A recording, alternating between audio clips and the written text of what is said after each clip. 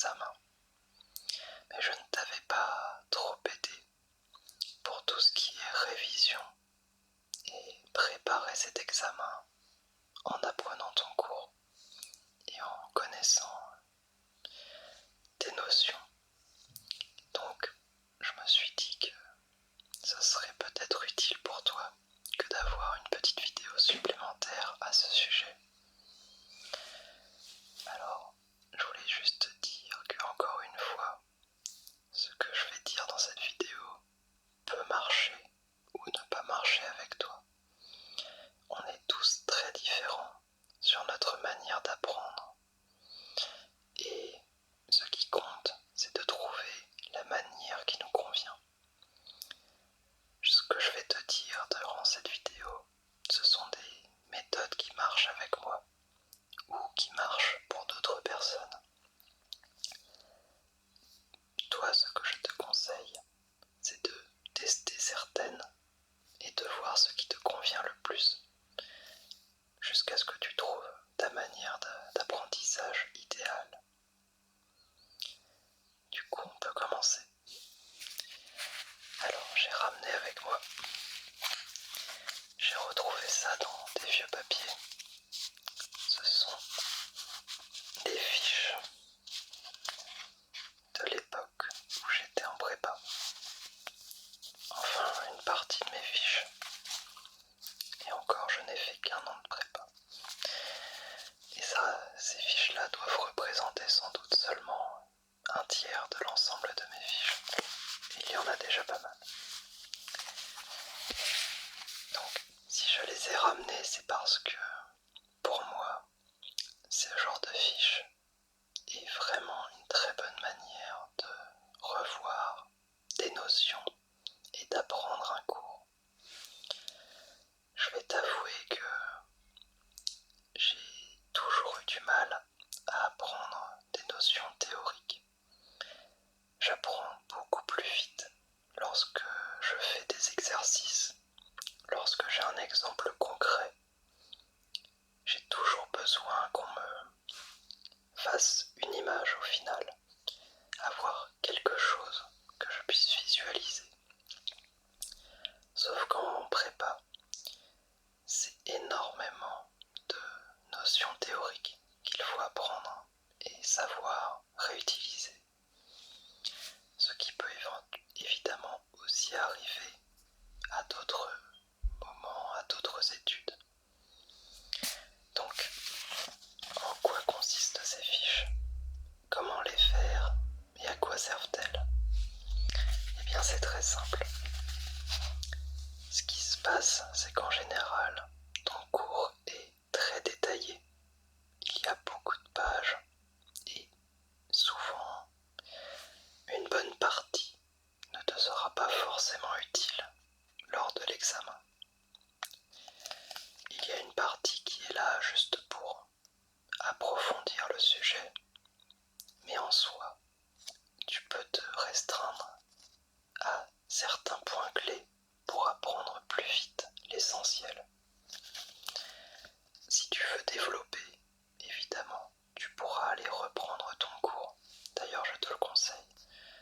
Mais si tu veux déjà bien connaître les bases, je pense qu'un système de fiches est excellent. Donc là, par exemple, c'est une fiche de mécanique. Alors, comment je l'ai faite? Eh bien, c'est très simple. Le soir, lorsque je rentrais, je reprenais tous mes cours de la journée. Et ça, je te le conseille. Parce que si on le fait au dernier moment, déjà, c'est beaucoup plus dur d'apprendre.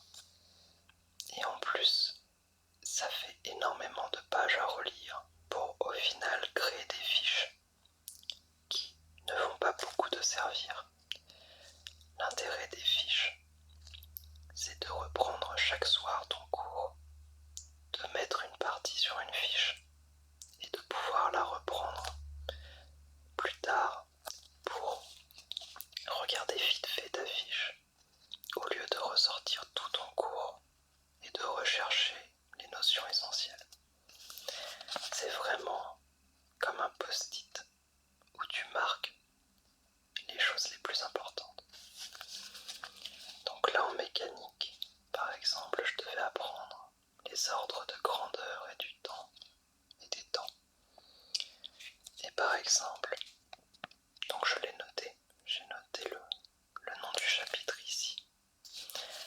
Et ensuite, j'ai regardé un petit peu dans tout ce qui est physique ou mathématique ou chimie. Ce qui est important souvent sur ce genre de fiche, c'est de noter les formules. Car au lieu de chercher parmi 3 pages où est la bonne formule, eh bien tu les auras directement sur ta fiche. Donc là par exemple, j'avais noté la période moyenne du rayonnement X qui était de 10 puissance moins 19 secondes.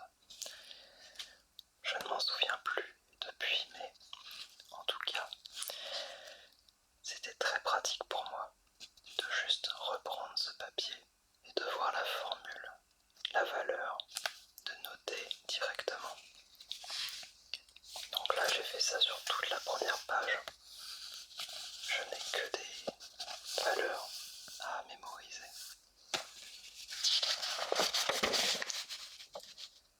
Après,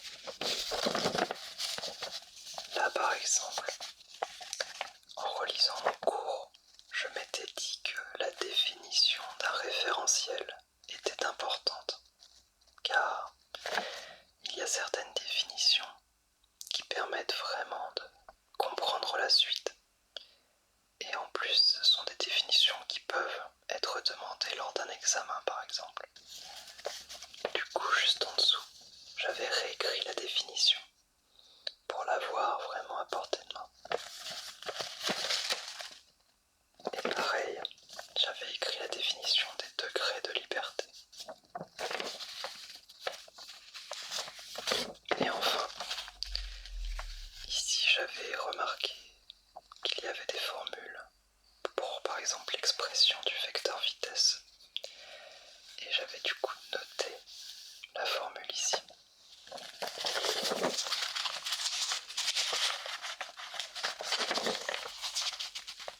Voilà. Et hop.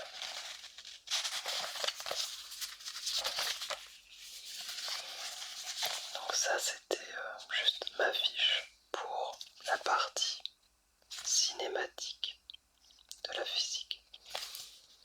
Après évidemment j'ai fait énormément de fiches au fur et à mesure de l'année. Comme tu peux le voir,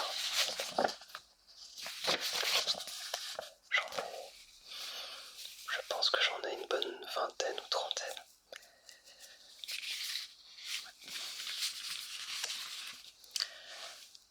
Mais c'est parce que en prépa il y avait vraiment beaucoup de notions à connaître. C'était très intense. Je pense que sur une année plus normale, on peut s'en sortir avec beaucoup moins de fiches et beaucoup moins de travail personnel à fournir.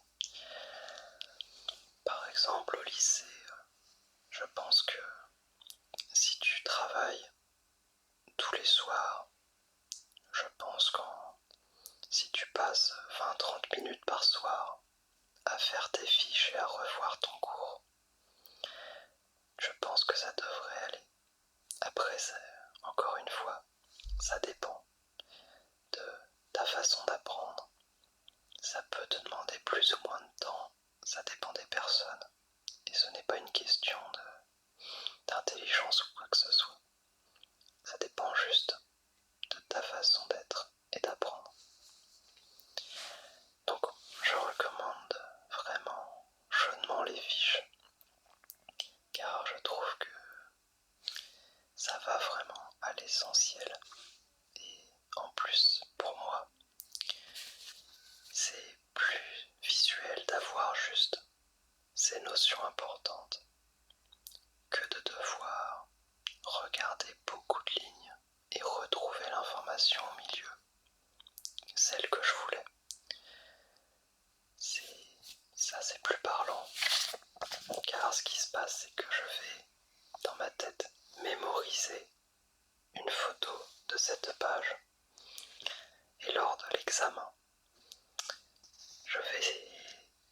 cerveau va se rappeler de cette image que j'ai de ma fiche et va regarder ligne par ligne les formules jusqu'à ce qu'il se rappelle de la bonne. Donc pour moi c'est vraiment un très bon moyen.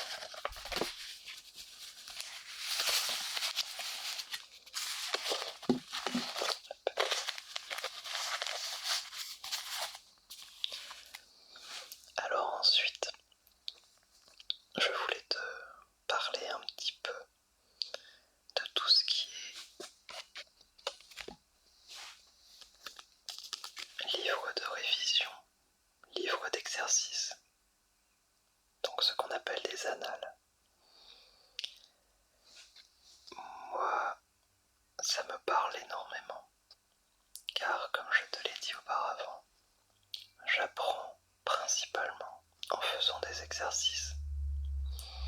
Et j'ai déjà donné des cours de mathématiques plusieurs fois. Et en général, c'était via des exercices que mes élèves apprenaient. Donc je pense que ça reste une méthode qui a des chances de te plaire. Ça dépend des gens, mais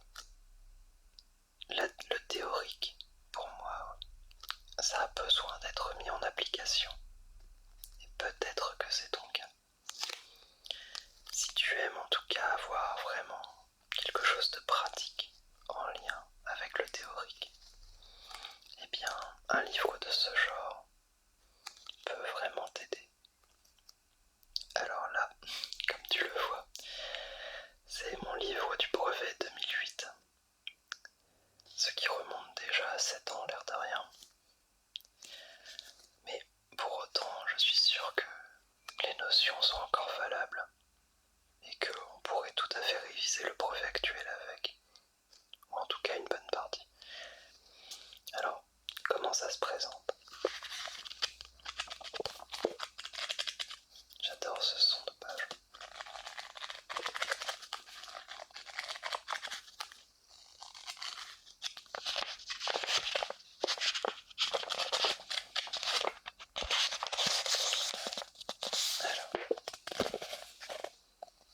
Alors, comme tu le vois, le livre est décomposé donc en plusieurs parties pour facilement s'y retrouver.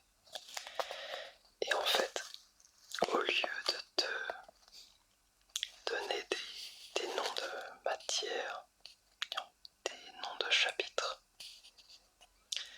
ils te mettent un nom d'activité en général. Donc là par exemple tout ce qui est numérique.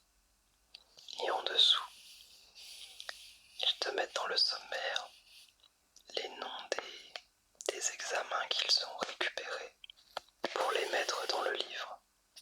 Car en fait, des annales, ce sont juste des exercices qui ont déjà été faits lors d'anciens examens. Et moi je trouve ça génial, car si ça a été fait lors d'anciens examens, c'est que déjà ça a des chances de retomber cette année. Il y a des possibilités pour que ça revienne. Et en plus ça veut dire que niveau difficulté et type d'exercice, eh bien tu peux quasiment tout trouver dans ce genre de livre. Si tu révises un peu de tous ces exercices, tu as de bonnes chances d'avoir compris vraiment l'essentiel pour l'examen. Alors on va prendre un exemple.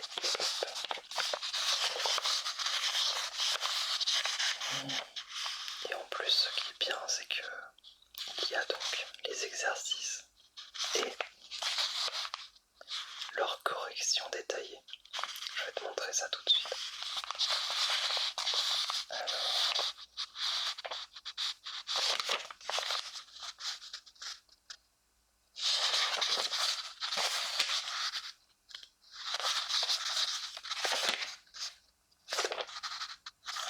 là c'est un très bon exemple dès le début.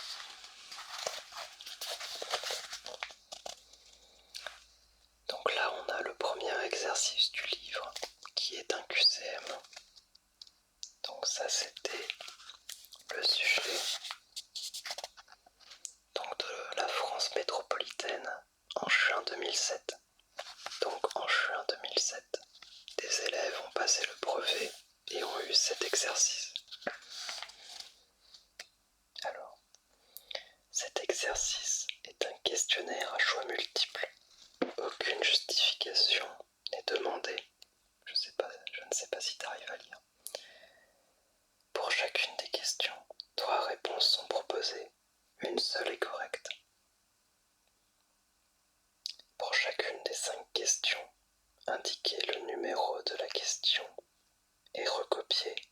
réponse exacte. Alors on va regarder ça tout de suite. Petit 1.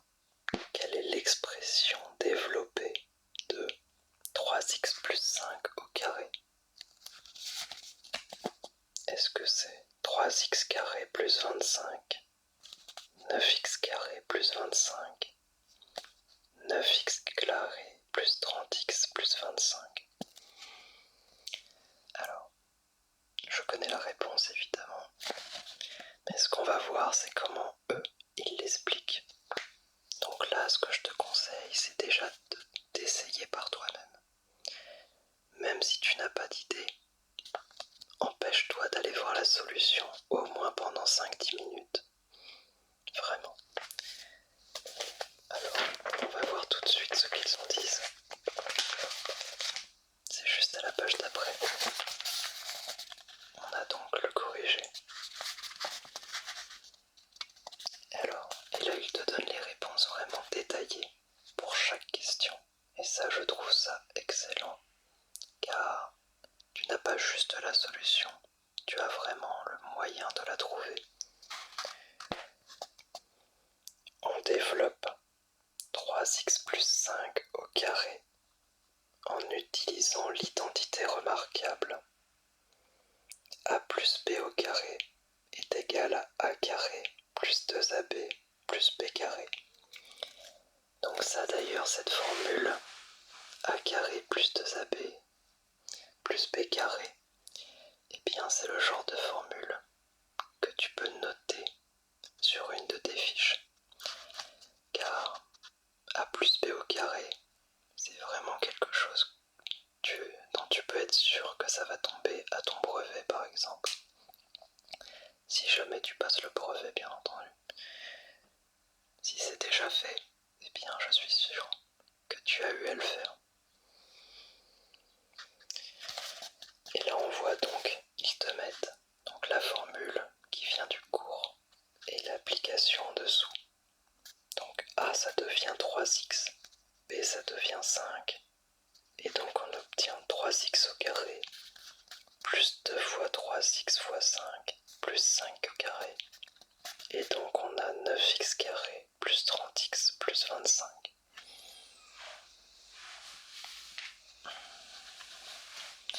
Voilà, donc là c'est détaillé. Et tu peux avoir donc toutes les autres solutions après. Et le livre est vraiment très complet. Là je t'ai montré une partie numérique. Je peux te montrer aussi par exemple une partie géométrique.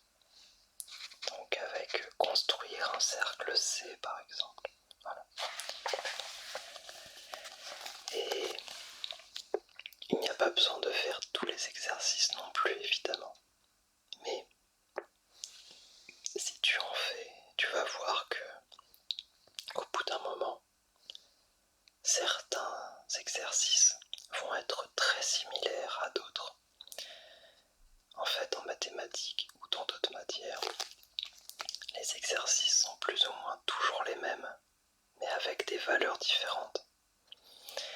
Et du coup, si tu fais 2-3 fois un exercice avec des valeurs différentes, eh bien, tu vas tout à fait savoir t'adapter le jour de l'examen normalement. Donc vraiment, je recommande ce genre de livre. Et sinon, je pense que tu peux trouver des équivalents sur internet, sans doute. Je n'ai pas regardé, mais je suis quasiment sûr qu'on peut trouver des sujets corrigés.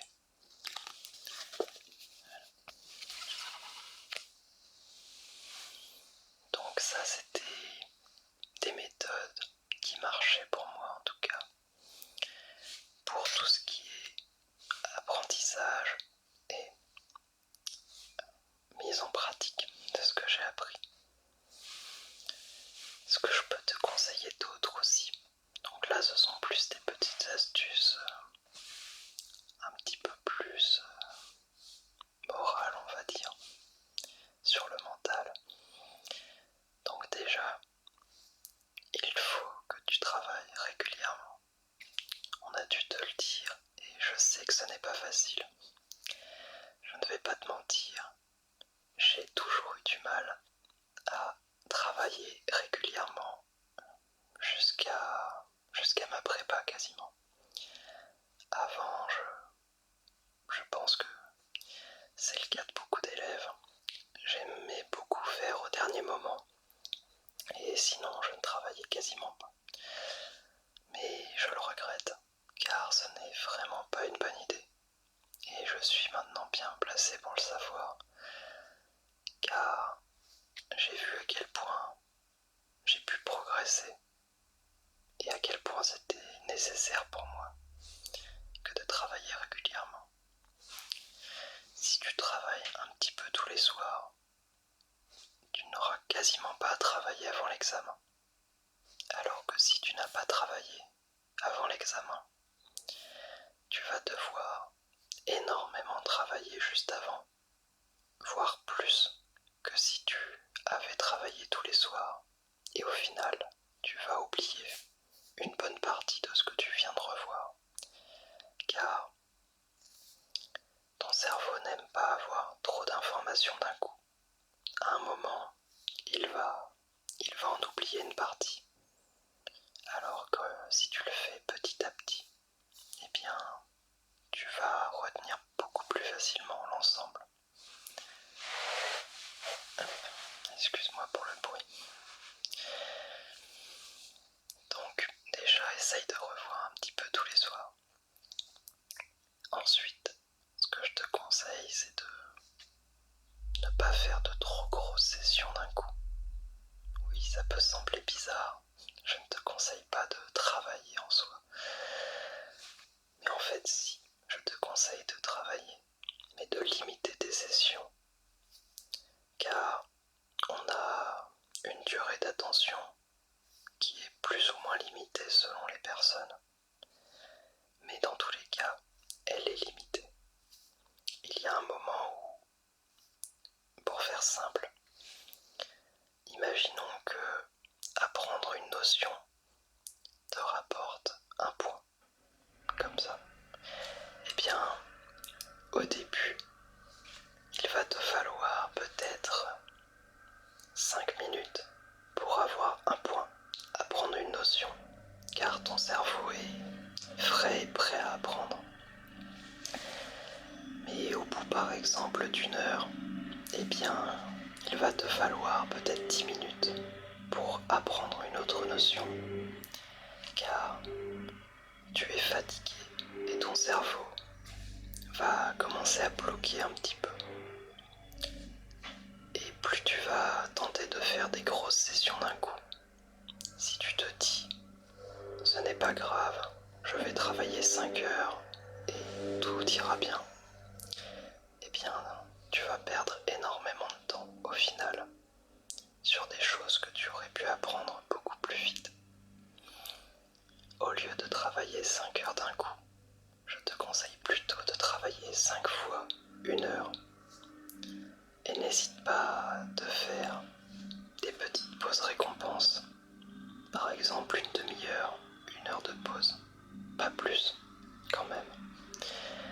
Mais, je ne sais pas, lance-toi une petite partie de jeu vidéo. Va lire un petit peu. Tu peux faire ce qu'il te plaît pendant une durée limitée. Ça, c'est important aussi. Il faut savoir se poser des limites. Donc, tu te dis et tu t'y tiens que tu vas travailler 1 heure, puis prendre une demi-heure de pause. Tu te mets d'accord avec toi-même en quelque sorte avant de commencer.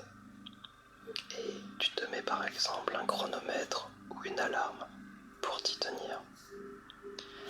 De cette manière, tu vas optimiser ton temps de travail et ça va te paraître moins embêtant que si tu tentais de faire d'un coup une grosse session. Ce n'est pas productif au final que de travailler énormément d'un coup sans se détendre. Voilà. Et enfin, dernier petit conseil, Alors là, c'est très personnel. Peut-être que toi, ça ne va pas te parler du tout. Mais moi, je sais que j'ai tendance à être très facilement distrait. Dès qu'il va y avoir un son quelque part ou quelque chose, je vais très facilement détourner mon attention, surtout lorsque je révise. Et donc ce que je fais, c'est que je me mets de la musique sur un casque.